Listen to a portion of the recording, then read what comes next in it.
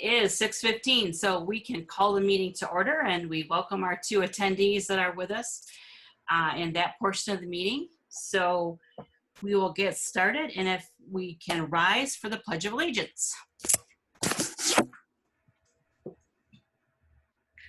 I pledge allegiance to the flag of the United States of America and to the republic for which it stands, one nation, under God, indivisible, liberty, and justice for all.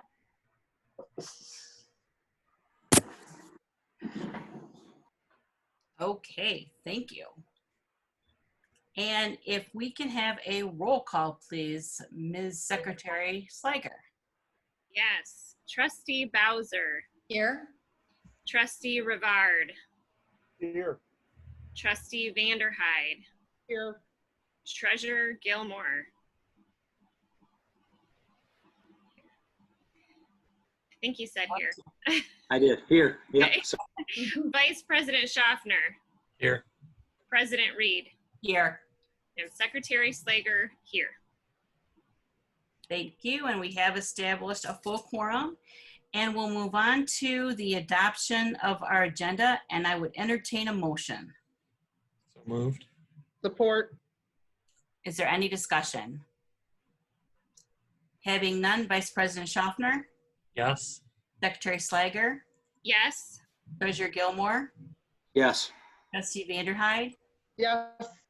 Trustee Rivard, Yes. Trustee Bowser, Yes. President Reed, yes, the agenda is adopted as presented. And that brings us to gratitudes. And I'm going to grab the gratitude that I got to meet via Zoom our new Cedar Springs Public School employees and introduce the Board of Education to them this morning. So that was fun. Thank you for doing that, Heidi. You're welcome. Well, I just want to thank the teachers. I just have been able to talk to a few of them, and I know there has been anxiety, but just a lot of uncertainty, but also a lot of excitement. But I just want to thank our teachers because I know they've been working hard and just passionately trying to make plans and stay flexible and even just rethinking their classrooms, especially for the little kiddos. Just having to take things out that they normally would have in and just lots of changes. So I just want them to know they're very much appreciated. I'll second that.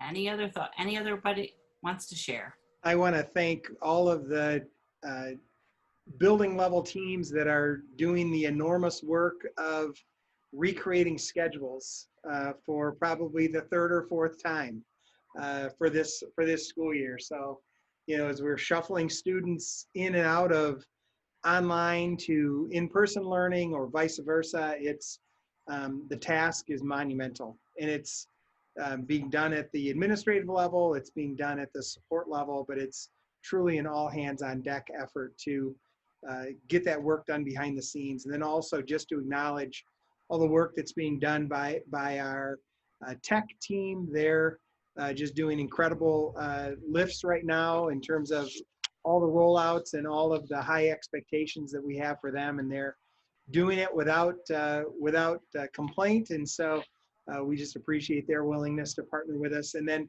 the facilities group and all of the extra work that they've been engaged with over the summer in terms of getting us ready for the school year with transportation and classrooms and buildings and grounds. It's just been a remarkable lift. So it's great to be surrounded by very strong people in times like these. Thank you. It is a lot. So, okay, we'll move on to our consent items or agenda, and I would entertain a motion. So moved. Support.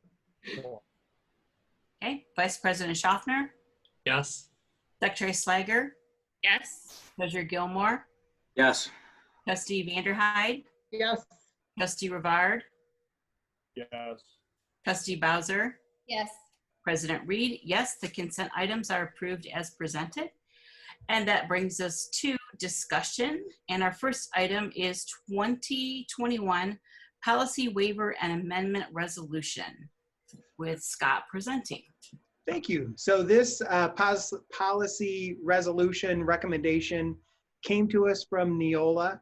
It's very similar to, actually word for word, to the resolution that was passed back in April in terms of providing boards of education to empower superintendents to make decisions and to move initiatives forward that would allow the district to be in compliance with changes from an executive order perspective, or also for changes that come through that maybe the Kent County Health Department recommends or the CDC recommends that are contrary to our prescribed board policies. The resolution as drafted by Neola came through for the entire school year. One question that was raised by one of the board members is, could we think differently about the duration of that resolution? Because we meet on a regular basis anyway, and also because we are going to have to be approving our return to learn plans throughout the school year. One question that was raised over the weekend was perhaps we could revisit the language of the resolution and consider shorter windows of time. So perhaps we approve the resolution from now until September 14.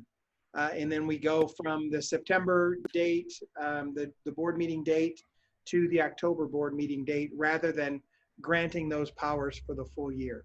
So just something for you to consider as we discuss this, this potential resolution language.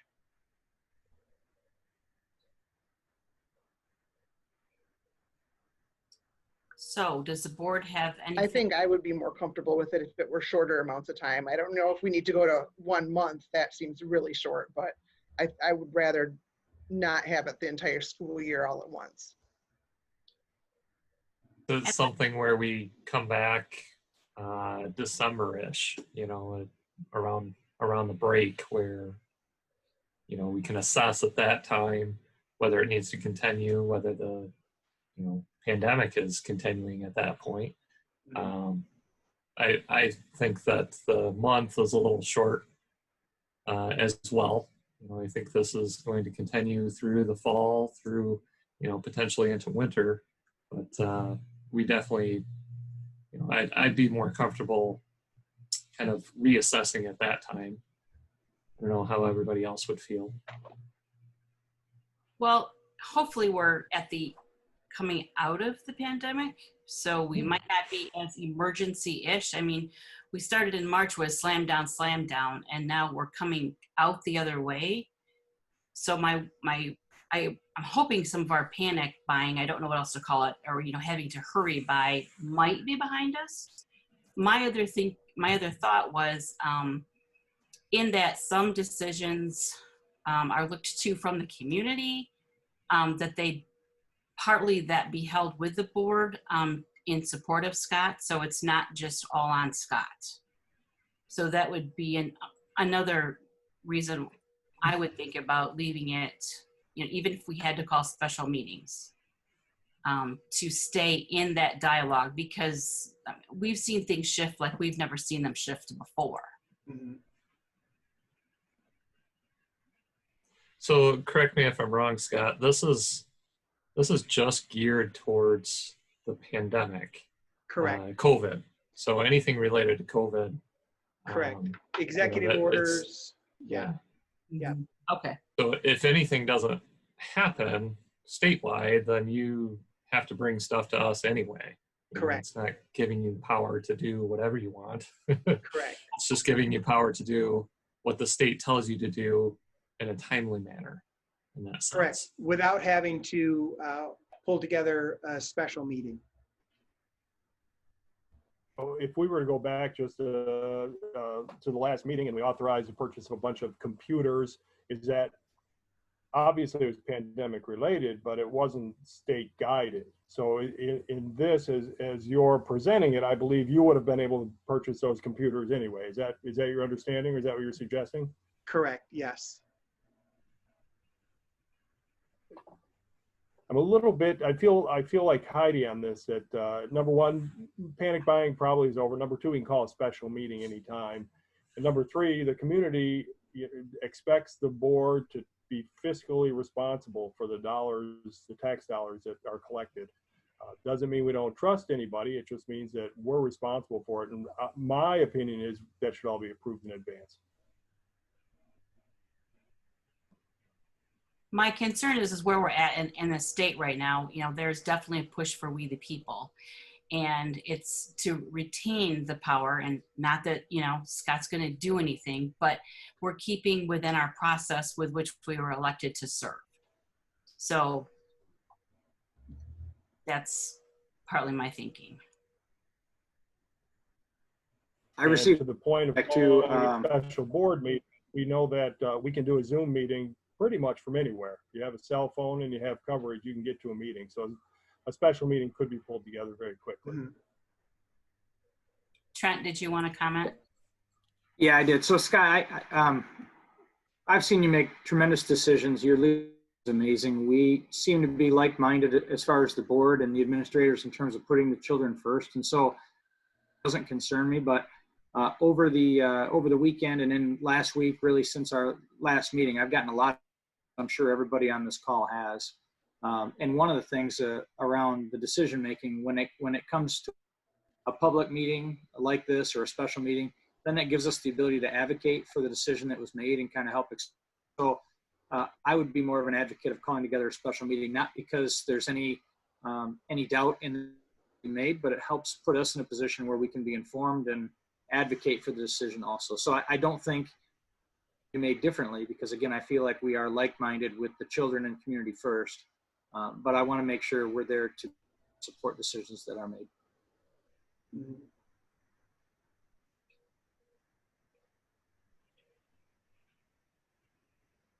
Any other thoughts from the board? So just a what if scenario, if the state closes down again and kids are sent home, you would have to call a special meeting for what kind of action in regards to a scenario like that? Or would you? Yeah, Yes. I think in a scenario like that, it would be similar to a snow day.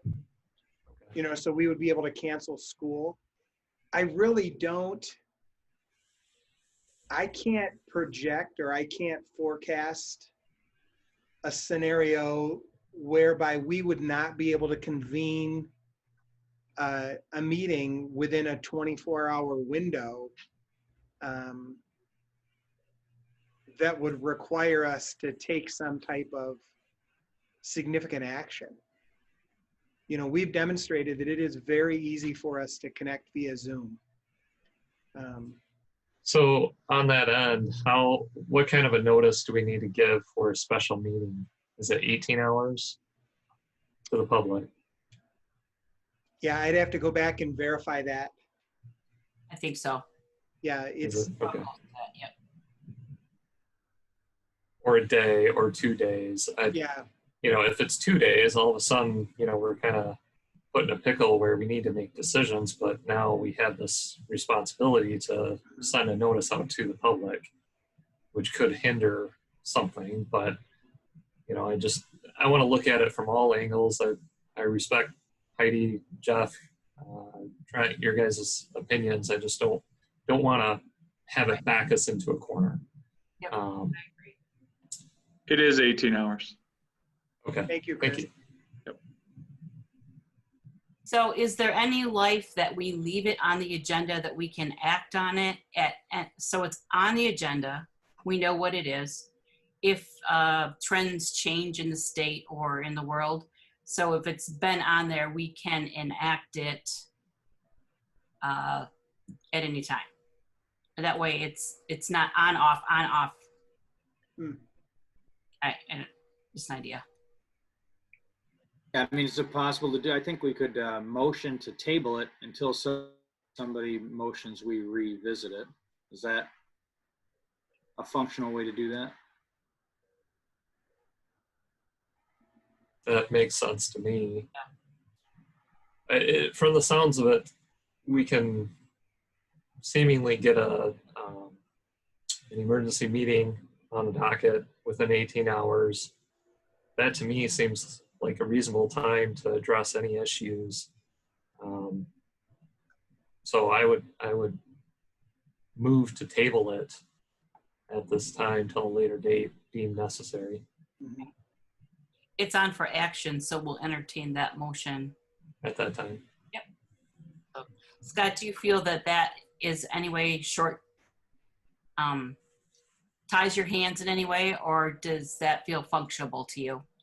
You know, at this point in time, to me, it's the most appropriate way to move forward. You know, you're the elected officials for the community, and you know those decisions lie in your hands. And I just think for us, for transparency, it's always in the best interest of the organization to maximize the power of the board. All right. I think we've found where we'll land during the action section. So I'm looking, I think everybody's good. We'll go ahead and move on then to our discussion item B, the GSRP playground equipment with Scott. So I'm going to share my screen again, and I'll let Ken kind of guide us through the purchase recommendation.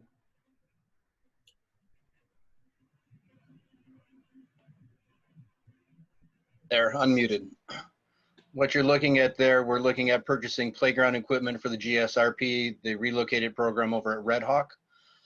We're looking at a play structure that has multiple items on it. It's the slide, the little climber, that on the right-hand side, what you're looking at there with the roof structure.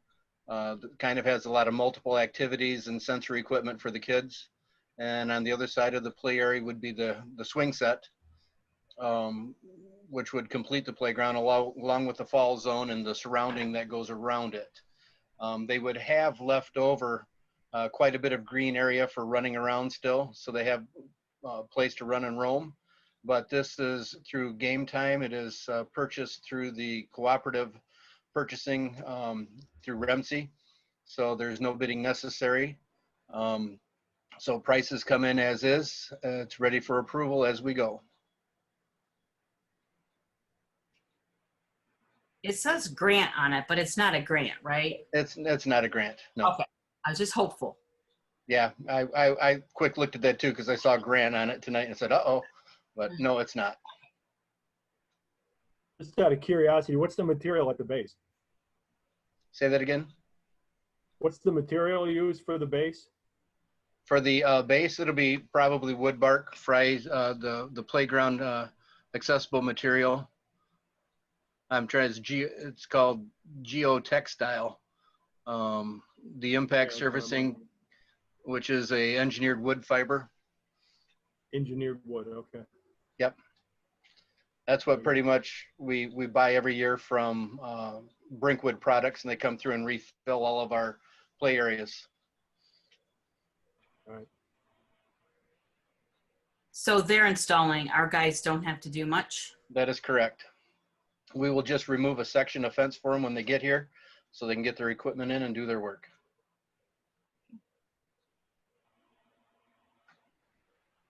I have a question. It was hard to tell from the picture, but age appropriateness, is it where we need it to be for that setting? Yes, it is. It's made for the preschool programs. Okay.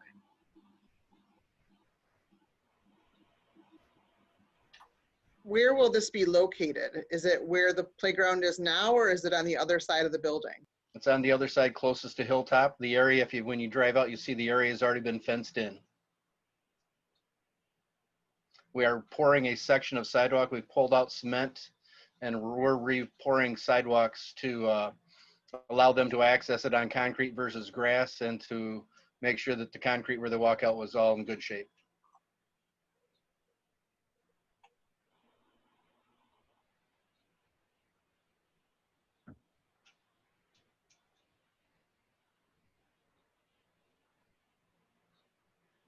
Any other questions?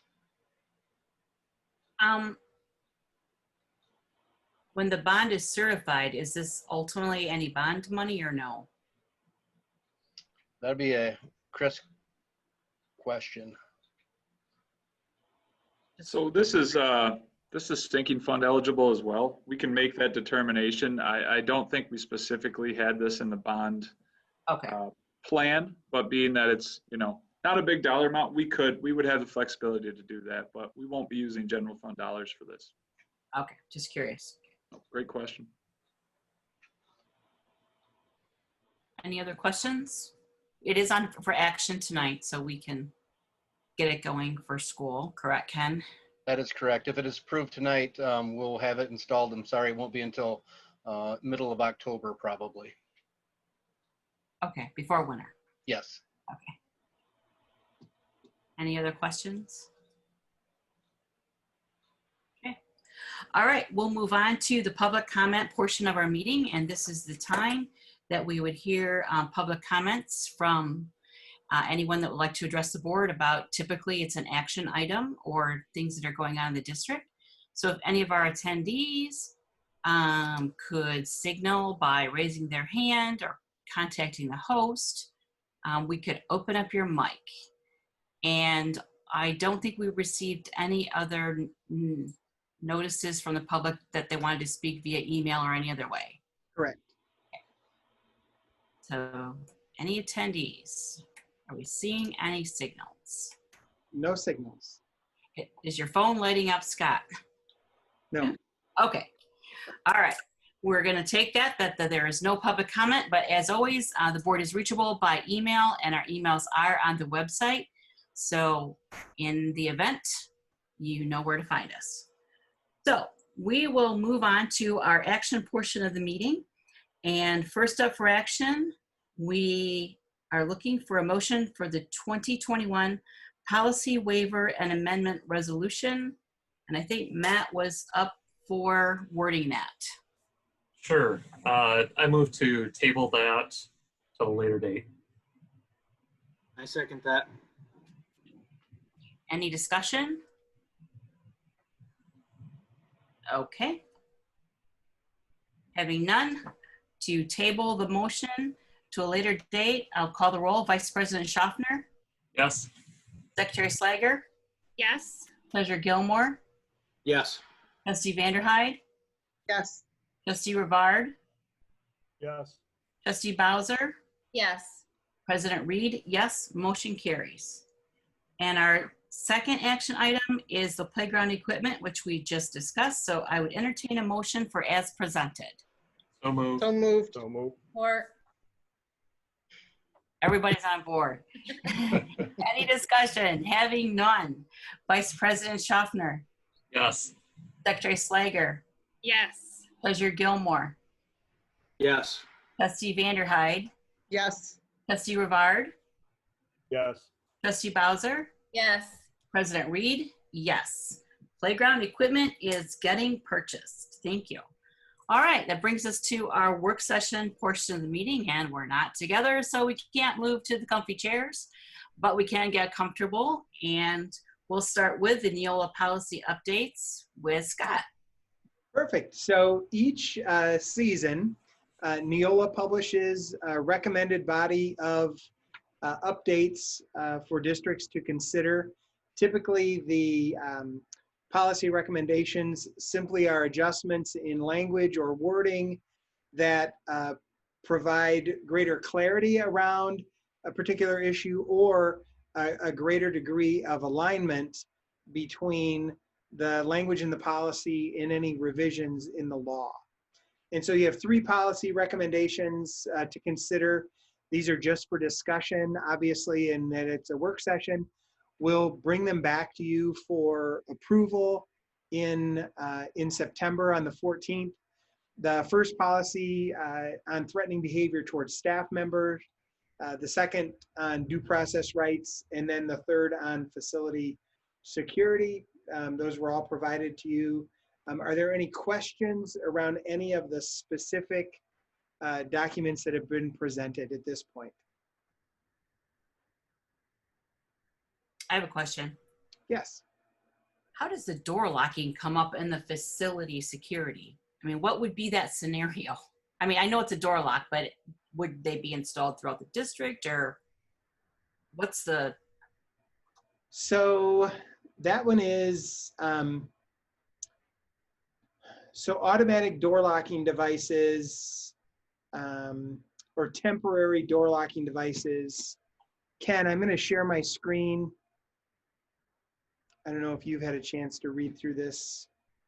It's the item that's highlighted in yellow. So the temporary door locking devices might be our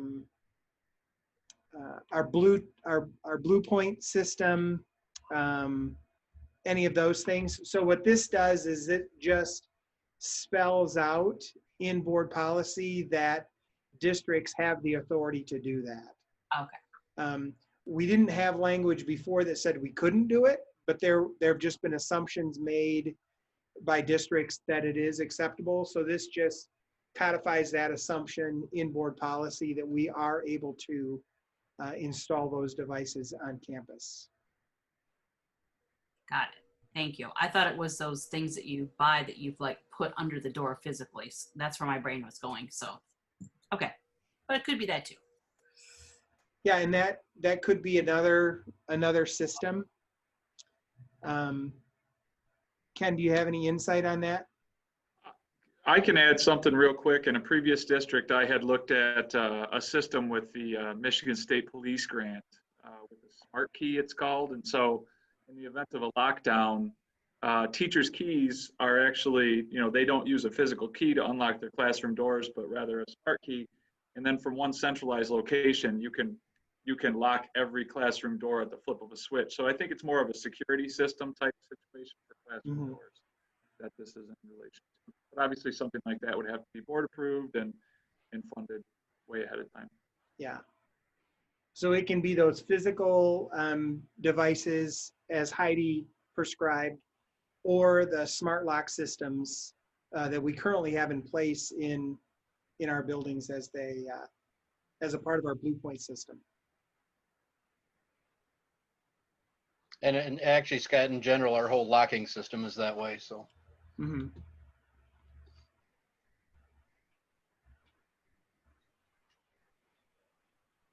So other questions about any of the initial round of fall recommendations from Neola?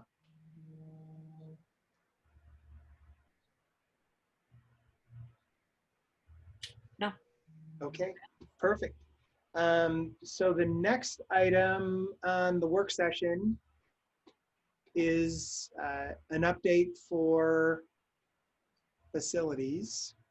And I'm going to share my screen, and then I'm going to give the mic over to Ken. So hold on just for one moment. All right. There we go. I always love this, how we spent our summer vacation 2020. That picture sums it up right there. That actually came from earlier this year. I just have to say, my group, I'm going to praise them. They are so good. This is stuff that they can do in a moment's notice and help out around the district. This was helping Robin organize the stuff for the material pickup at the end of last year. So the guys stepped in with that. They stepped in with the computer distribution. So just proud of them, and that's just a great picture. So the rest of our summer, COVID-19's of course been a big part of our year. I've been going over cleaning protocols with GRBS. We've had to talk about and deal with classrooms, cafeterias, gyms, stadiums, athletic meetings, attendance of those meetings, ordering of the PPE, what do we need? How much of it do we need? When can we get it? Will it be available? Talking with Raquel Ahern today, Spectrum is looking at some possible supplies for us, so that might help if we can get some stuff from them to keep ours in stock. We've dealt with disinfectants and sanitizers in every classroom and hand sanitizers placed out on the fields. The guys did the classroom packet sorting. Distribution of COVID supplies is just a big one right now, trying to get things out. Next on the list, Scott. Yep. Thank you. Thank you. We have fixed the upper walls of the high school. This has been where that has been leaking since about day one the high school was being built. Since I've been here, I've been tracking it down. We've done roof repairs, curbing repairs, recaulking. This year it came down to we're resealing the brick. We've cut out the expansion joints. We've made them a proper width because we're too narrow. We've recaulked them. We've redone all the corner bricks because they were cracked, how the corners like to settle. It's being sealed with a water sealant. And when it's done, I'm waiting for the next big rain. I hope I smile instead of cry, but we're working on it. So that was one. The front wall, we did the cleaning on out front. We're actually doing the cleaning out front. And the one little wall is gone. We've torn that one out. So we planted grass there. Preventative maintenance we do every year. The rooftop units are serviced, which is the belts, the motors, the bearings. We lube everything. Along with the classrooms, we change the filters in every classroom unit. Motors and bearings are lubed, belts are changed, coils are cleaned. Damper motors were checked very well this year to make sure they're working how they're supposed to. So we make sure that we're drawing in that fresh air. Next on the list, we did, this was just a little grass court that we did for the volleyball. We did some special things for athletics to get them going this year. That was one that we mowed it down super short at the end of the football field, marked out a grass area. We also went and picked up, John had arranged that we get a sport court that we put at the end of the track so they can practice outside because they're currently not allowed inside yet. So we're working on all that with them. Preventive maintenance again at Cedar View. We did an asbestos removal. We worked through our asbestos company so we could fix some leaking valves. So we had leaking valves that we couldn't touch until we had the asbestos removed. The high school and middle school, the main chillers for the air conditionings were serviced this year as usual, but not only were they cleaned, we rebuilt some leaking valves, which helped us because we were losing some coolant.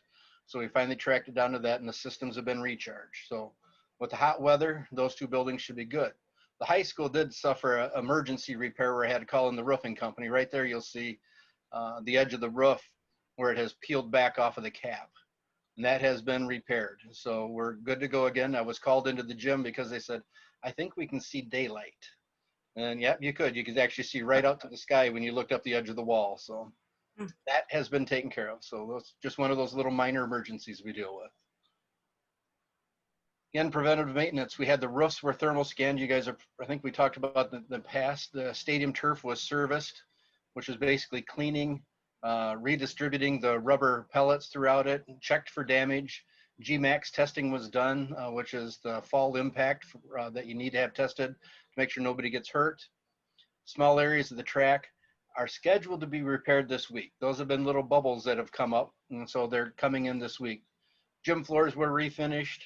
There are approximately 90 small pavement repairs that are being marked and ready for a quick repair out there before school starts. With this one thing the COVID did, it took everybody off the roads at the freeze thaw time, which saved a lot of damage to our parking lots this year. So one thing I could be happy about it was that. And the damaged, or the drainage retention area, which is between, let's see, the bus garage, Red Hawk, and Beach. It used to be all cattails. So we had that cleaned out. Simple fact was we weren't draining anymore. We had storm damage done. We noticed that our water wasn't running the way it was supposed to. We walked down in those areas, and over the 20 plus years, however long it's been, it's just dirt has accumulated and built up. And so we had bulldozers come in, bulldoze it all out, make it so the water drains. And as soon as they opened up a couple of those, water just came pouring out. So we had been backed up for a while. So this will help with our site drainage. I did notice that the bus garage, where it was always flooded in the ditches, hasn't been flooded with big rains. so it's draining through. The area by the bus drop off at Cedar Trails was draining properly again. So we're next going to go across the street from Beach to that cattail area there and get that one done. They were both put in at the same time, so we're going to clean them all up, make it so we drain. We're not going to worry about the drainage ditch that runs next to Beach, because that is going to be taken care of with the bond issue when we build, because we're going to be building right in that area. We've also moved a lot of programs and offices. We fixed the bricks on the sidewalks. We redid it a little bit so the donor bricks are all in one area at the high school. Reseeded all the areas that were worked on. The lockers were installed in the freshman hallway.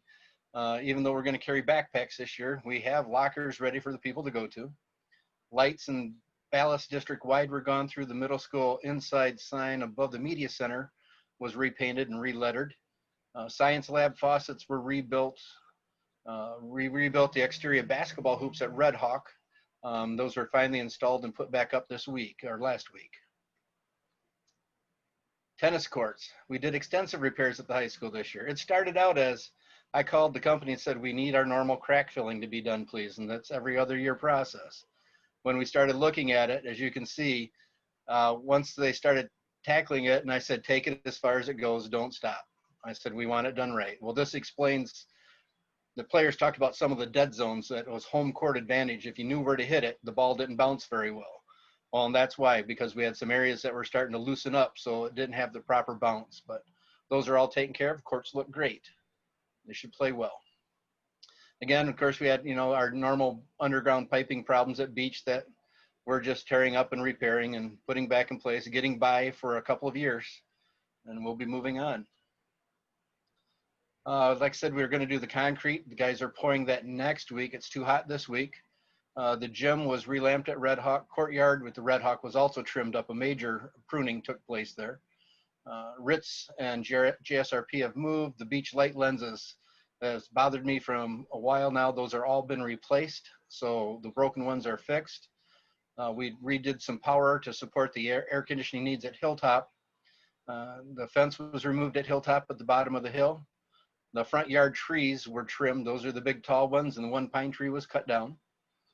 We're finishing the restrooms this week at Red Hawk. The toilets, I think it was today, they finally came in, the rest of the little guys' toilets. So we're converting them over to the early childhood size.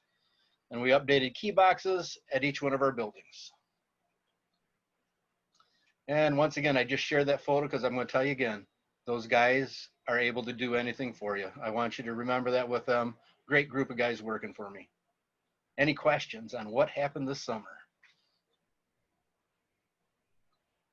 No questions. I just had a question about the COVID supplies, the materials that will be needed to maintain sanitation and cleanliness, and talking with people that you work with to get those materials, and everybody going back to school, both school and college. Are we going to see a shortage of those supplies? There's a possibility that rubber gloves may become a shortage issue.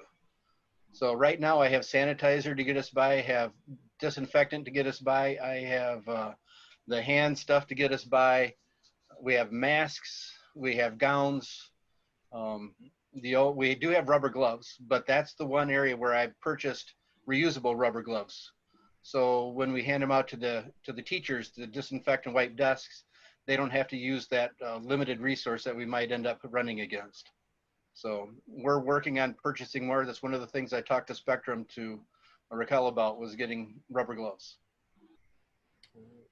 Thank those guys for everything they're doing. We appreciate it, Ken. I will do so. Yes, thank you. Hey, Ken, you said you removed the fence around Hilltop. That's the bottom of the hill, right? The fencing that's up for safety for falling brick is still intact, correct? Yes, sir. That is correct. That was just the bottom of the hill where it's on the grass.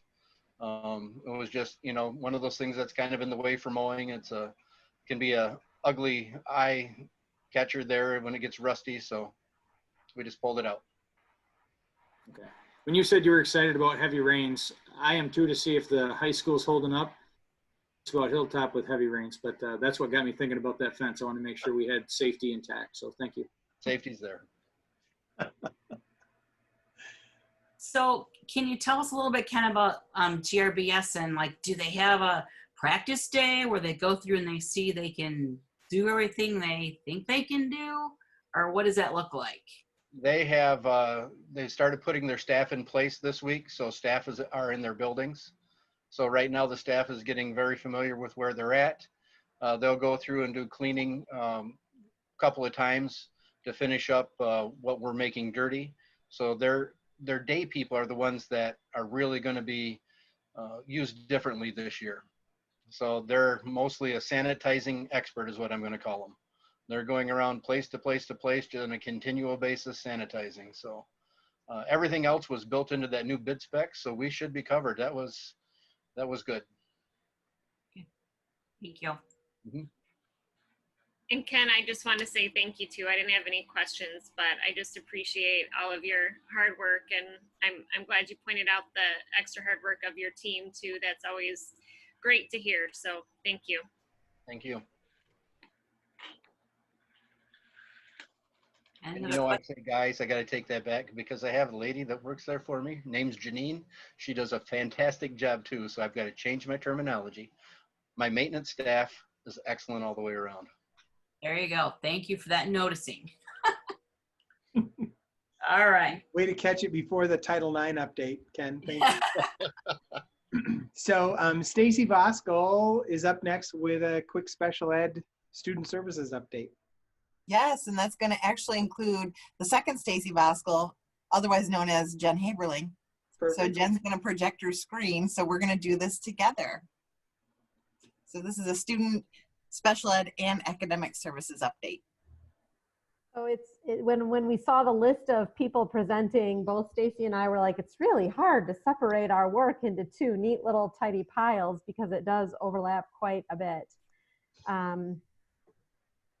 So I just wanted to start with a quote that might tie us back to flight plan.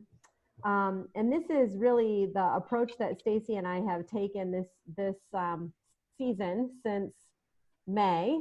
Always take flight to where there is a free view over the whole single great problem. And certainly this has been a whole single great problem, even if this view is still not a clear one. And that's been sort of our mantra, like this is the best we're doing right now in the moment. And as we have more information and the situation is more clear, we make other decisions.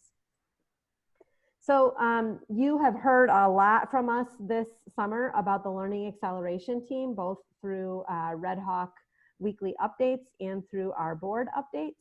But those 4 groups, 2 of them are really still working quite diligently. The social emotional learning, positive behavior interventions and supports, and parent support team is still finishing up their work, and that will probably carry into fall. And intervention and remediation is still working on their work, which will carry us into fall. But Canvas and streamlining the curriculum, their committee work has come to an end, and we are working to implement the plans that they came up with. And that is all on top of the normal fall items that we have going. Yes, and that's just a little snapshot of some of those normal fall items in that other slide, that previous slide. So we couldn't possibly fit all our fall items in one slide, so that's just a little snapshot of what we've been working on. And we don't have great pictures like Ken Simon does, because I think they'd be kind of boring of us sitting behind our Zoom on With the a mask. Yeah. So the work that we've accomplished, the Return to Learn plan that you all have seen with over 70 participants contributing, I don't think anyone else can say that they had quite that much stakeholder input.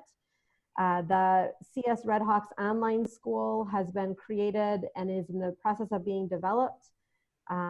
We have an MTSS reading plan thanks to the work of Julie Van Bergen and Steve Johnson, as well as Tricia Schoenefeld and many teachers who have given of their time this summer. And the fall special education guidance and parent one pager that has been accomplished. So those are just the probably last 2 weeks or so of work, I would say. Yes, and our special ed guidance was just rolled out to the entire special ed professional staff today. It's about 18 pages long, and it gives them guidance from compliance to the how-tos for instruction. So the why, the what, and the how-to of everything special education compiled in 18 pages. We met for about 2 hours today as a special ed staff, about 50 people. So if you heard heads exploding today, it was because of that meeting. But everyone took it really, really well and super positively. And I have about 20 meetings after this throughout this week to just brainstorm through any further questions. So it's happening and we are moving forward. So we thought you might want an update on the students and where they are choosing their choice for learning this fall. We have about 850 students. Of those, about 120 of them have IEPs who have chosen fully online. We have about 2,300 or so students. Of those, about 400 who are planning to come back in person. And we have about 138 students who've said they're not returning. Now, we're certain that you can add those numbers up and say, wait a second, you're missing a few. That's because we're still working very hard as a team to get in touch with those we've not yet heard from. And of course, we're not going to leave them behind. We will plan a place for them. And as we get closer to fall, we are certain that we'll have more clarity about what those folks are choosing. But we do have a whole team of people at each building who are working on reaching out individually and answering questions as families have them, because we do know it is a complex situation to decide what's best for each family and each child.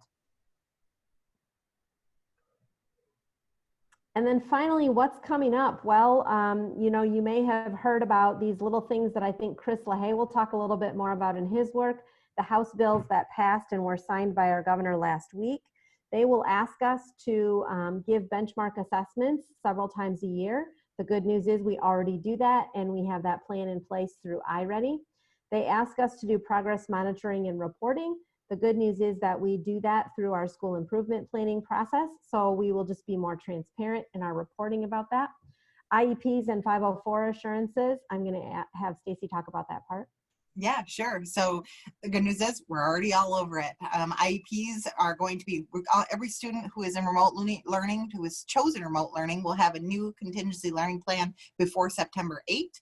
Every other student will have a new contingency learning plan before September 30, and all IEPs in the entire district. So if you think back to those numbers, over 500 IEPs will be redone prior to November 30. So it is an extremely heavy lift for our special educators who are not only teaching classes in the Gen Ed platform, they then have to do all those compliance pieces for special ed as well on top of it in an extremely short timeline.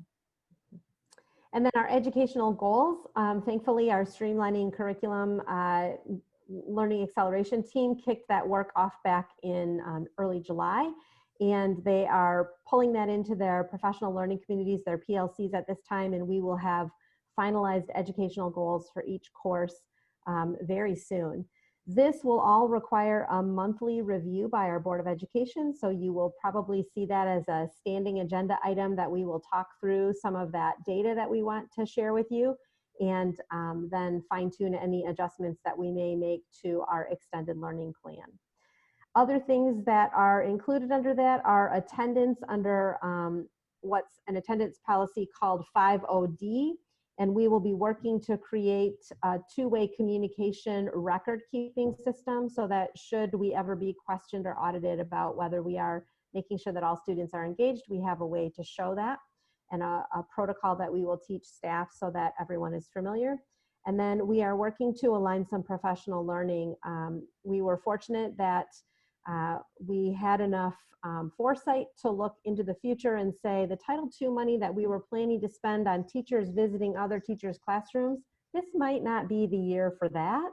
So let's use that funding instead for a book by 3 gifted educators called the Distance Learning Playbook. And we're going to take the opportunity to study that as a team and unify around that with some, the book is fantastic. There's a link in the slideshow, but it's like a workbook for teachers to think through what instructional decisions are they making, should we be in a distance learning situation, and then also some more support around Canvas learning management system that we have.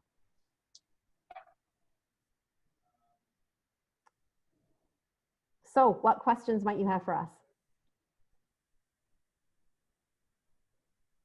We needed pictures, Your, Jen. the district, the distant learning playbook that you have. I don't know who would be the author, but what experience does the author have that gives them the knowledge to help us with that? Sure, I will share this with you. It's Douglas Fisher, Nancy Frey, and John Hattie. They are leading educational researchers and practitioners. They are teachers as well as practitioners. And John Hattie is one that we feature with all of our new teachers. He has done a meta-analysis to look at over 80,000 studies in education, what actually works. And he has something called an effect size, where there's a tipping point of whether it's worth doing that thing or not. Because 95% of anything that teachers try works, but we really want to be using the things that work the best and for the most students. So this lays out that research from the perspective of someone who isn't teaching in a physical classroom with a teacher and a student in the same place. They look at it through the lens of what's it like when you're distance learning? How do you put these practices into place in a remote setting? So some of the most well-known names in educational research and experts for sure. Great. Well, that's a great description for a layman like me of how that data can be used to put together a good distance learning plan. Thank you. You're welcome. So Stacy, I have a question. For the IEPs, we're doing lots of them. I think there was a lot of concern with community members about how's my child's IEP going to be addressed. So we didn't have those answers early, but it sounds like we have a plan that as we normally start, we don't always, even when we're in normal school, we don't have it on day one. We work through it the first little bit. So I'm hearing that we've got all that handled. Would that be correct? All that handled, yes. Oh, with a plan. There's a plan. Yes, we have a plan. So any student that has chosen remote will need a contingency learning plan. And what that is, it's developed in participation and conjunction with the parent. So the IEP team and the parent works on that plan. And what that plan will entail is, how does it look like to support a student with special needs when they're in virtual learning? So that plan might look like 20 minutes of intervention after they get direct instruction from the gen ed instructor. It might look like extra consultation with that gen ed teacher. Sky's the limit with that, but we need to keep it manageable in those intervention blocks so that they're not missing any direct instruction during their virtual learning. So that's the contingency learning plan. Then the IEPs are still structured as they're coming into in-person training or in-person education. And we have to now look at 3 different data points. We have to look at where were they when they left us in person? Where were they when they left us in remote light? And then where are they this fall? And we compare those 3 data points, and then we have to determine what services do they need compared to their gen ed peers. So we suspect that most students are going to regress a little bit. It's not going to be just for those students with disabilities or special needs. So that's why our learning acceleration team has really designed, how do we accelerate learning to catch them up for those 6 months that we were away, rather than just recreate something and then now we're all further behind because we've now missed our September instruction, our October instruction, or November instruction by remediating. So we had a full team of instructors and administrators throughout the summer working on that remediation intervention plan to look at where do we need to look at those data points to be able to bring those kids up, whether they have disabilities or not. So a lot of these regression points are going to be addressed outside of their IEP because most of our students, even general ed students, are going to have some regression. Well, and most of our students weren't exposed to much of the content last spring because they weren't supposed to be. And so they shouldn't be expected to know it yet because they weren't exposed to it. So it's a not yet. Not that they're behind, it's just that they haven't yet had the opportunity to show that they know or can learn something. Right. So what is the plan to weigh the acceleration piece, because that is a concern, with the social emotional piece? Who judges that balance and where does that come in? So judging the balance. So all of the teachers are going to be trained in social emotional tier 1 supports. We have increased, I don't know if you've been on the website lately, but we've completely redesigned our mental health page of resources on the Cedar Springs website. And a special thank you to Audra Holst on doing that, because she really has taken the lead and has built a robust mental health page. So our first layer of support is teaching teachers how to identify what those mental health needs are and then address them through, just like we would with behavior. Tier 1 supports are for all, Tier 2 supports are for some, and Tier 3 supports are for few. So we then address those based on needs. So not everyone is going to meet one-on-one with a counselor because that's not what their needs are, but everyone's going to meet with a teacher, and those teachers are going to address those needs. So if they continually see certain needs, then they're going to build those, instructional pieces within their classroom. If they see a small group that rises to Tier 2, those will be addressed through different means. And we have a whole committee that's working on those pieces, and they're still meeting. Thank you. Yeah. Anything else? Not yet.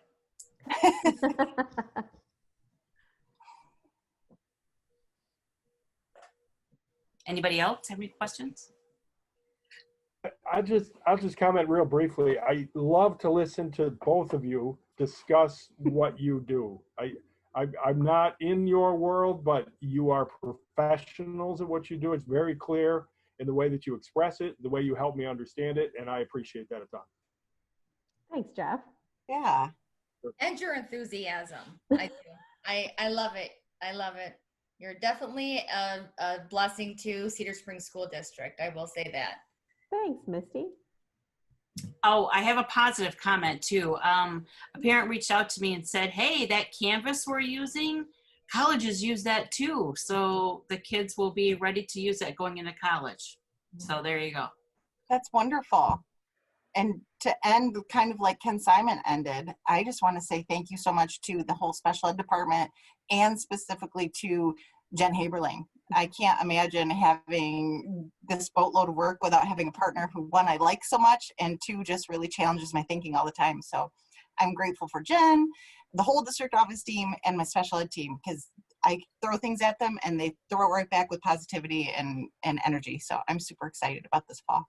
Yeah, it's a good team. It's a great team. And likewise, Robin DeLine is working around the clock to make sure that everyone has everything they need all the time. So kudos to her for sure. She's just such a high quality work partner. It does sound like a lot of people had Robin on speed dial. They do. We may need to put some curbs up on that because she does need to have some life too. There you go. Right. All right. Anybody else have any questions? Now we can move on. Okay. The next update is going to be from our Human Services group with Matt Blood. All right. So on top of all the planning that we've done this year, and then the changing of plans, and then replanning, and then canceling those plans, and then replanning, and so forth, all of that, it's been quite the summer for the Human and Community Services Department. We've had to delay some of our hiring because of planning. And now we're in the thick of things, and I think we are in a good spot right now with our hiring. In total, we've had over 40 positions that we've touched in some way, whether it's through transfers, through hiring, and replanning with the online piece and all of that. We've been very involved with the hiring process this summer. Not as many teachers in terms of last summer when we had to hire 27 new teachers. We have 8. So that's different, and it's a blessing. I was saying to Scott actually this morning that we didn't have that this year because we've had so many other things that we've been working on with positions and changes and different things. We are going to be ready for September 8 with our staffing. I feel really good about that, but it couldn't have happened without all of the principals, the directors, and teachers, even our students involved in this process. And it's been a great process. Again, we've really have some pretty special people that are joining our team, and I'm really looking forward to what they're going to be able to accomplish together with the Cedar Springs education community. So 40 plus positions. That doesn't include the online shifts that we've had. We've had a number of staff of teachers who have said, I'm willing to take on that role. A lot of good quality teachers that are just as excited about that possibility as they were about remaining in the classroom, and we need them both. We need them in both places, and they are all Cedar Springs students, and we're going to love them, and we're going to educate them the best way that we know how, which makes me even more confident on that. So all that hiring, now we also decided we wanted to become more efficient as a department. So we brought on, through Unified Talent, 2 different platforms that are going to create efficiency in the hiring process, but also in the record keeping process. And so we are now having applicants apply through Talent Ed. And we will then do the screening of them. We will take it from the position posting all the way to their personnel file. And it all kind of works together, and it's through PowerSchool. Unified Talent is what it's called. And so what you're looking at is the record side of that for all employees. We're able to take personnel files, put them into folders online, where the employee can have access to their records 24/7, but so can supervisors, and so can finance department and the curriculum office and so forth. They are able to have access to each employee's file, whichever one they're given access to. So what you're looking at is all of the files that we have, but they're not all available to, say, the evaluator would be able to see their certifications and their evaluations folder on that, but HR is able to see all of it because that's their personnel file. Curriculum would be able to see their professional development file and their certifications as well. Finance would be able to see contracts, their payroll, some of the other stuff, their medical, their leave, and so forth. So as an employee, I'd be able to click in and see where my certification expiration date is on that, and I can see what it is if it's up to date. I can add to it. I don't have to just look at it. So for instance, I have a phone number change, or I need to add my new endorsement on my certification. I can now give it to the HR department through records and upload that to us. And then once we say, yep, it's good to go, it becomes part of their file and they can see it anytime they need to. So that's creating, instead of this paper file that only we have access to that other departments need and the individual needs, now it's become much more efficient, streamlined, it has workflows, and it's going to be something that already people are commenting on it in a favorable way. It's going to continue to become even more as we get into it and use it more. We're going to start adding more files or more forms that people can fill out and be able to add to it. And that just takes away some of that extra work that the finance department or the curriculum office or HR or the individual will have to go through. They'll just be able to do it right here and do it quickly. And that goes right from, so we've been seeing it from the hiring process. So when the applicant first applies for the position, all their information then transfers over to records so that it just makes that transition much smoother in that process. And then Title IX, it's the gift that keeps on giving. It just won't let us stop talking about Title IX.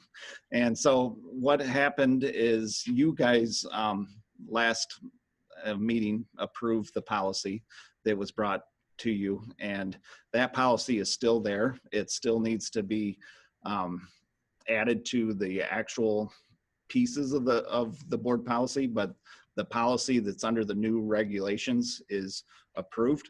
And then I got notice from the attorneys that there's a little bit that needs to be added to it. And so that's gonna, it's more for your information tonight, but it's just gonna affect some of the forms in terms of notifying the individual of their rights to be able to review the evidence and so forth on there. It's not anything in terms of change to the requirement or the rules.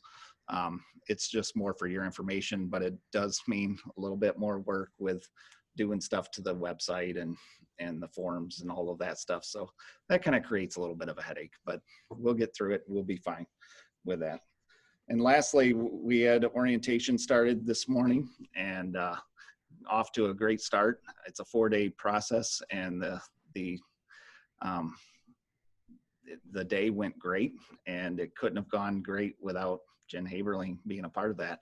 And so I thank Stacy and Ken and Chris and Scott and Heidi for being there, and they're going to be presenting again tomorrow as well on some things. And you know, without that, our teachers wouldn't be as prepared to start the school year without having all of this information and being able to have it in their fingertips to be able to refer back to later, because they're getting just bombarded with all kinds of information. But it's important information that they need to know, but done in a way that they can refer back to. Jen and I plan to host some check-ins with them throughout the school year, just to remind them of things, to answer more questions that they might have. We're going to invite Stacy back to do a little bit more on the special education, and maybe bring in Chris or possibly Matt Andrus to answer any of their financial questions too along the way. So it's a good process. What's the best thing about it is that means we're getting closer to the start of the school year, and we're going to have kids back in the building, and we're looking forward to that. So what questions might you have? Just a comment for me. I love your records software that you have there. That is outstanding, to be able to give access to the appropriate people for the appropriate type of information they need from a personnel file is going to really improve efficiencies. I'm sure in the past people had to come to you and say, I need to know this. Can you verify that? And Yep. They won't have to do any of that now. They can access it. So congratulations. Very nice. Thank you. I did have a question about that, Matt. I wondered who grants that access. Is that you, or is it the individual who gives access to the departments? Yeah. So it is HR. We are the keeper of the personnel files. And so what we try to do is protect the privacy of, and it's not just HR, it's also regulations and so forth. So who needs to know is who has access to it. And they've always had access to it. It's just they've had access, like Jeff had said, to the hard copy, and then having to go through the process of being able to see those records or housing them in different places. So like finance department has files that they keep of payroll and stuff, and it doesn't go into their personnel file. It just goes into their finance file. Well, that can all be housed in this hub. So it's more than just a personnel file. It's their personal records, if you will. So I don't know if I answered your question, Tracy, but it really, we are the keeper of the file. Right. Yeah. No, that makes sense. Thank you.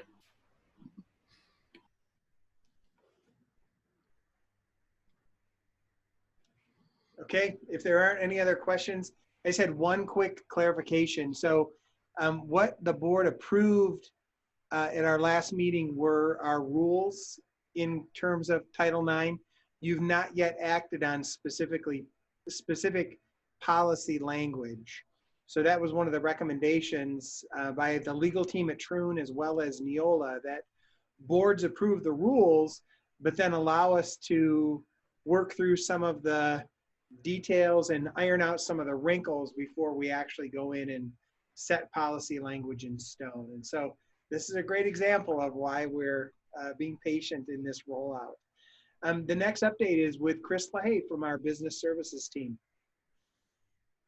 All right, thank you. So before I go into my update, hearing everybody reflect on their team, I just reflecting back on the last 5 months, what a journey for my team here. because they got a brand new chief financial officer in the business office, and then the next week we're hit with the global pandemic. So just reflecting, I mean, what an amazing team here at district office, but the business services team of Natalie, who's our accountant, and Matt Andrews in payroll, and then Chrissy Brott, who does our pupil accounting, and then we were fortunate enough to bring Barb Gust in to do our accounts payable now. I didn't even work with them until mid-May, so I was hired in mid-March and then didn't actually get here with them until mid-May. So looking back on it, it was quite a journey, and through it all, we were able to still bring accounts payable back to the district from Ken ISD, and Barb has done a phenomenal job with that, which is saving the district over $20,000 annually. Chrissy has brought on some power school responsibilities that were previously handled by Bonnie Hyder. So she's doing great work with that. And then Matt and Natalie are just so strong in what they do. So it's been a pleasure. I knew it was a great team coming in, and we hit the ground running. So what I want to spend most of my time speaking on here is just a year in review of where we were. As you guys know, Natalie thought I was crazy when I said we're still going to keep our audit on August 10th. We were the first district that our auditors had audited, so we were the first ones up for them. It was quite early. We still hadn't received our last state aid payment when they came in and audited us. So there were no general fund adjusting journal entries whatsoever. Everything was clean. I think it was the cleanest audit I ever had. We did have one adjustment on the debt side, but it was just some way that we had booked things back in October when we had done the bond refundings. Anyways, just I wanted to give you a quick overview of where we ended up, and then talk a little bit about what we know about the year ahead. If I can get this to go. So I won't bore you with too many spreadsheets. I promise I only have a few slides, but general fund, our revenues. If you take a look, our final budget is the column on the left, and then where we came in on the actual side is in the middle, and then the difference. So local revenue, we were off by about $58,000, and that was a result of just some facility rental invoicing that came in late after the budget was done, and then just some miscellaneous revenue type things there. You see there was a huge variance in our state revenue, and that was obviously, I had spoken about that on the last board meeting. That was a result of budgeting for a reduction of 550 per student and only receiving a reduction of 175 per student. So that created quite a big variance, but it's easily explainable. Total revenue was the only one where I actually budgeted more than we received. And the reason for that, we were off by 142,000 there. The reason for that is very explainable. For our title grants, Title I and Title II, it's a requirement by MDE to actually budget your full allocation. And especially in a year like we had last year, we knew we weren't going to actually spend our entire allocation. So if we weren't going to spend it all, we weren't going to receive all that revenue. We still budget it, creates a variance, but that's the reason for that. If we ever do receive a title audit, which would happen years down the road, one thing they would look for was that our budget matched our applications. So that's why that happened there. And then incoming transfers, there was just a transportation billing from CTA that I actually didn't budget for. It was new to me, and we caught it after the budget was done. And then we received a small late enhancement millage payment for Ken ISD. So I take pride in the budget being close. I put in blue at the bottom there. Our revenue variance would have been only 0.1%, 0.1%, if not for that unknown reduction in foundation. So pretty spot on as far as the budget went on the revenue side. But again, it looks much larger. But from a state treasury standpoint, you want to make sure that you receive more revenue than you budgeted for. In fact, in order to not get that letter from Treasury, we're totally fine here. But if we had received less revenue than I budgeted for, we would have had to explain it, even if it was just $1. On the expense side, I won't go through all this. One thing our auditors go through is they go through each expenditure category, and I put it over here on the far right. The difference in each category has to be whereas the actual was less than the budgeted. So you don't want to leave a lot of fluff here. But once again, they require you to explain it if you have any of these categories where it's the other way, where your actual expense comes in higher than your budgeted expense. I didn't go through and explain them all. Basic programs, we had some small variances and benefits. That typically happens with retirement. Dental alone was a $21,000 variance. The reason for that was it turned out we weren't we weren't billed for dental insurance in full regard after COVID happened. We caught quite a break there. So I was unsure about that at the time of budgeting, so I left it in there, created a little bit of variance all the way across, but really, you know, almost $18 million budget there in basic programs. Most of that is our teachers. They created a slightly bigger variance. The added needs, you see, was a big variance there of $120,000. Most of that was title budgeting, matching MEGs, just like the revenue side. So that's why the added needs were off quite a bit. Instructional support was another one here that was off by over $100,000. Once again, had to budget the full amount because of Title II, and it creates quite a variance. It washes out on both sides. And then the next highest one, which is the $22,000 variance for transportation, almost $14,000 of that was I had to leave it in the budget because it was in our application for summer school transportation. We knew we weren't going to spend it because we obviously didn't have it in person. Didn't really have any choice in. Overall, we had a variance in expenditures of just over $400,000. That's a variance of 1.05%, which is looked at as very good. That's less than a lot of variances typically are. If I take out the Title I and II variance, our variance is 0.63%. I was happy with the budget. I always strive to be closer, and I'll do, you know, with a little bit of more familiarity next year, and hopefully no global pandemic, we'll get closer. Any questions for me on either side of that budget, revenue or expense? I don't know. Scott put me towards the end. I hope you guys aren't sleepy. You know, this stuff. It's exciting to me. We had fun getting ready for this audit. You should have seen it. Okay, so a little bit of a review of where we ended up now. So coming into the 1920 school year, we had a fund balance of $7.3 million. As it played out without the reduction that we thought we were going to get, we added quite a bit to fund balance. So if you look at our July 1st, 2020 fund balance, it's just north of $9 million. As a percentage of our expenditures, it's almost 24%. So as I said in previous meetings, that's quite a rainy day fund, but we are in a rainy day. So we are in a position this year where we have some flexibility, where we've been able to really look at our programming and know that we can provide students with what we need to do and have the flexibility to move on the fly. So that's where our fund balance stands as of July 1st. It's not an official audited fund balance yet. I don't have the financial statements back from our auditors, but that's where we ended up with no adjusting entries.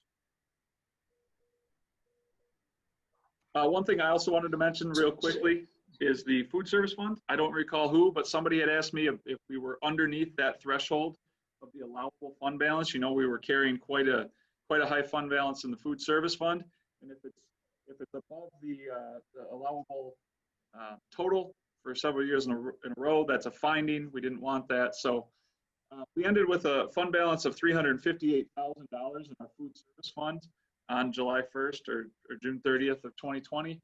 My calculation is over here. I won't go through it, but basically our fund balance cannot exceed 3 months worth of expenditures.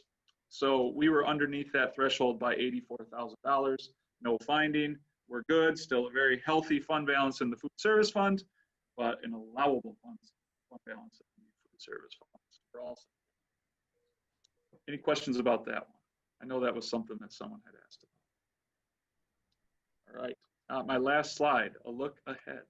So we don't know a whole lot yet about 2021, and I hope to have more information now forthcoming as the state really gears up to figure out what the budget's going to look like. Again, their budget year doesn't start until October 1st. So there was an emergency consensus revenue estimating conference held today, and I was just trying to run some numbers in the hour before this board meeting.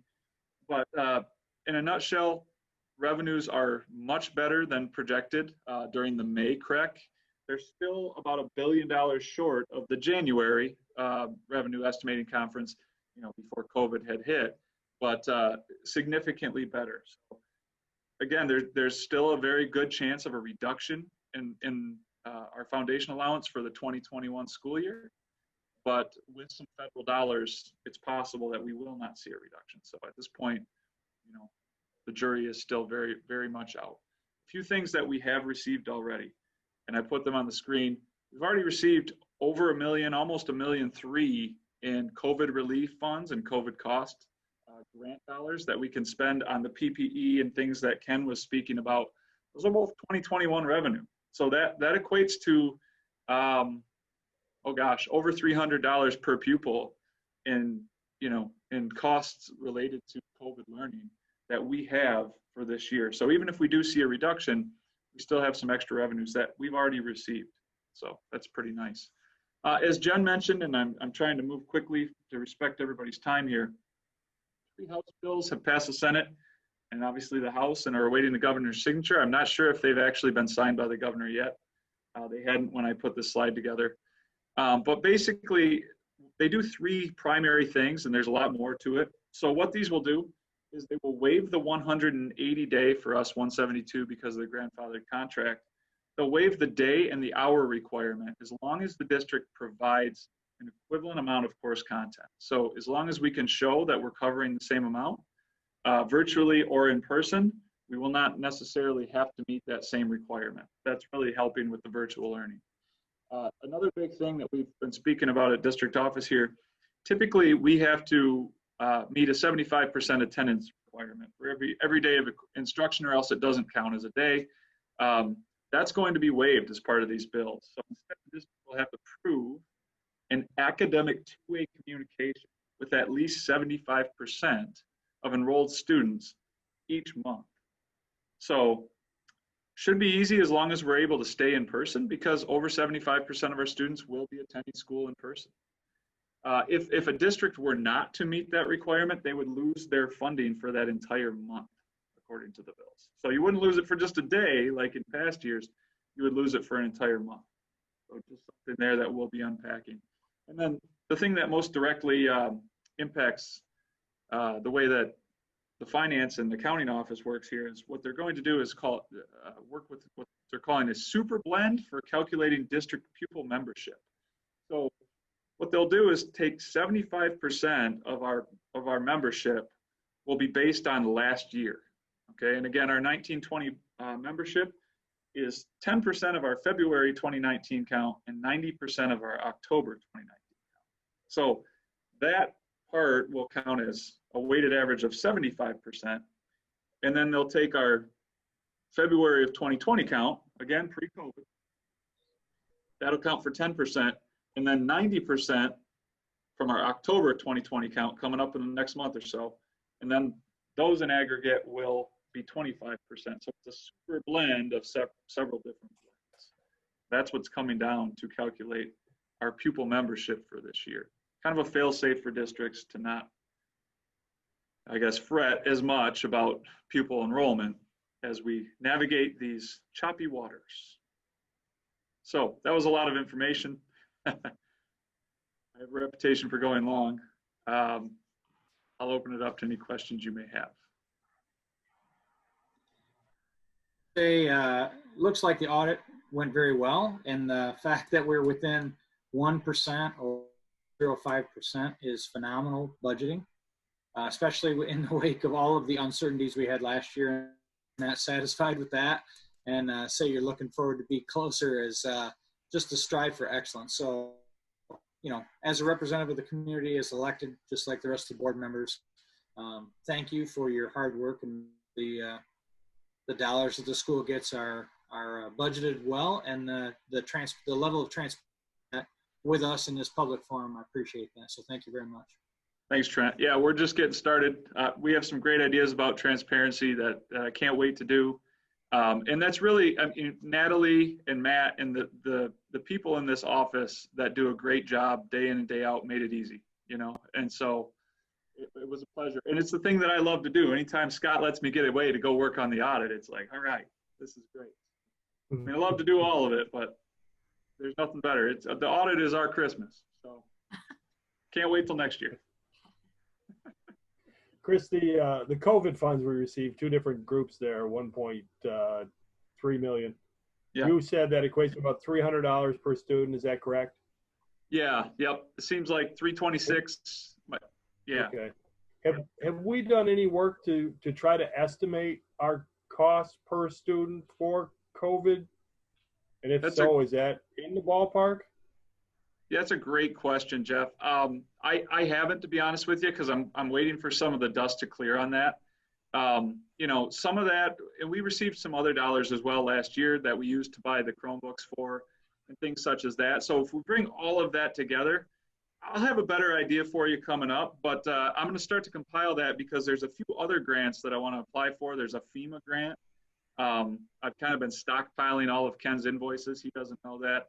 And all the hand sanitizer and everything we do. I mean, we've been paying them, don't get me wrong, but keeping them in a file folder so that I can project where we're going to be and get some extra dollars. From FEMA, there's also another round of COVID costs that I've been told that they're going to really focus on the higher need districts, and because of our free and reduced lunch count, we don't necessarily fit into that category, but hey, there's no harm in trying. So yeah, I would like to, I mean, that's on my to-do list, is to kind of project some of that. Obviously, there's one-time costs like technology that we're good now, but then there's going to be the ongoing costs for cleaning and sanitizing and things that we can.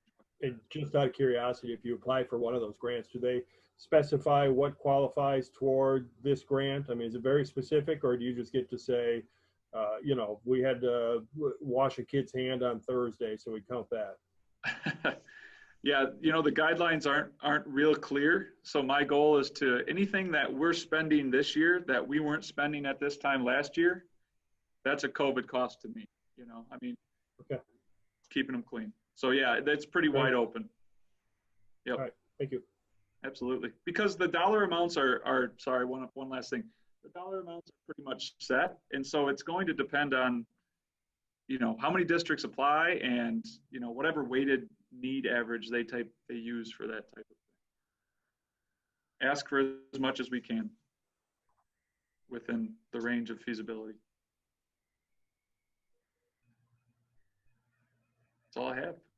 Thank you. Quick question on the pupil count. So is that including online?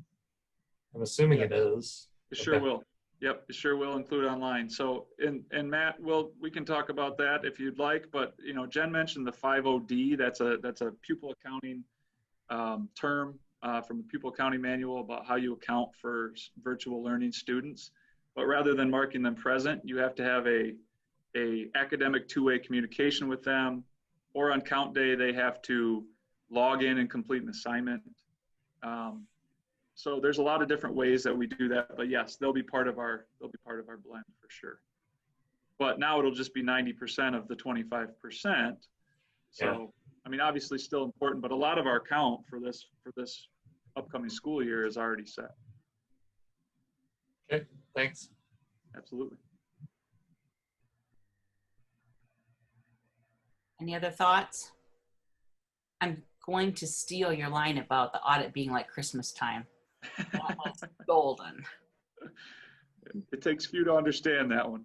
That was good. Perfect. All right. Okay, the last, sorry, Chris, go ahead. Oh, the last item that we have on the work session docket is just to give the board a quick review and update on our first construction meeting that we had last Tuesday morning. So Ken and Chris and I sat in with a team that consisted of members of the GMB design team as well as members of the Triangle construction team. Really, we just ran through a number of preliminary issues that are kind of boilerplate items in the work of getting started initiating a bond project. And so, you know, we identified proper lines of communication in terms of how each of the different entities would be, you know, responsible to communicate with one another. It also included ways that as a district, we are going to be able to share and keep our community updated as well as our board updated. And so it was exciting to see some of the tools and resources that GMB and Triangle would be providing us that we would then be able to pass forward to our community members and to our Board of Education. We talked about just the overview of the bond in terms of timelines. So we're still on track to issue the first series of bonds in June of 2021. That first series of bonds will be for right around $32 million, followed by the second series of bonds 2 summers later for $36 million. We talked a little bit about our project priorities, some timelines, and we looked at the overall bond schedule. Again, things are still up in the air. One of the things that was a less than ideal highlight for me is just the realities of challenges that current construction projects that are underway are finding in terms of getting materials and getting equipment. So Ken was sharing that it's virtually impossible right now to get heating and air conditioning units. It's very difficult to get steel. And so we're going to have to just be mindful of that as we continue to move through the economic impacts of the COVID-19 pandemic, but that might slow down some of our work in terms of when we actually put a shovel in the ground at different locations. So we'll keep you updated on that as we move forward. We talked about just some of the design process milestones. And so, looking at from a project perspective, first identifying the specific programming needs that we would want to address, and then involving other stakeholders in that work, doing the schematic design work, then doing the design development work, and then ultimately producing construction documents then that we would use to go out to bid. And so really talking about the design process. Another interesting point, the design process really has 3 phases. So first is the project phase, then the state review phase, and then ultimately the Board of Ed process and getting board input and ultimate approval for any work that is done. The state review process has been impacted significantly by the pandemic. And so work that was taking a month to complete and to work through the state review process is now taking 3 to 4 to 5 months to get work pushed through. And so again, we're just going to have to be mindful of that as we design our timelines for the different projects. We talked a little bit about the bid process and how that would look. We talked a little bit about the contingency process and how we would want to set aside and utilize dollars from a contingency perspective. Then we looked a little bit at the construction process as well as the schedule and how we would continue to involve and engage with our community around this work, because we know that it's as important for us to do this well for this current bond, but it's also important for us to do this well so that we're building that favor, we're being good stewards of resources for the next time we go to our voters. And so we know that as much as this is about what we do in 2020, 21 and 2023, 2024, it's also going to be about what we need to do in 2027 and 2028. And so we need to be forward thinking in all of that work and continue to be good stewards of our resources and prove that our community can have faith in the work that we're doing. And so it was exciting to have that meeting. We've now we're in the process of getting regular communication, regular meetings set up with GMB and Triangle. And I'll continue to give you feedback and updates as we continue to move along. But, this is pioneer work for us, essentially. As a district, it's been nearly 20 years since we've engaged in this work. And so it's exciting to be a part of it. Ultimately, we have to wait for the bond, for the election results to be certified, but I'm confident that we're headed in the right direction. So does anyone have any initial questions that Chris or Ken or I might be able to answer?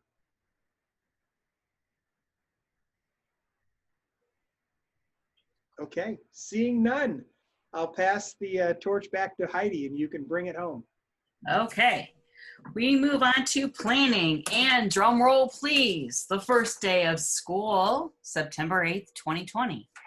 So it's been a long time coming. And then our next regular board meeting is September 14th at 6:45. Depending on what the state of the state is, whether we are virtual or in person, we'll see. And with that, we can stand adjourned. Thank you. Thank you, everyone. Have a great night. Thank you. Good night.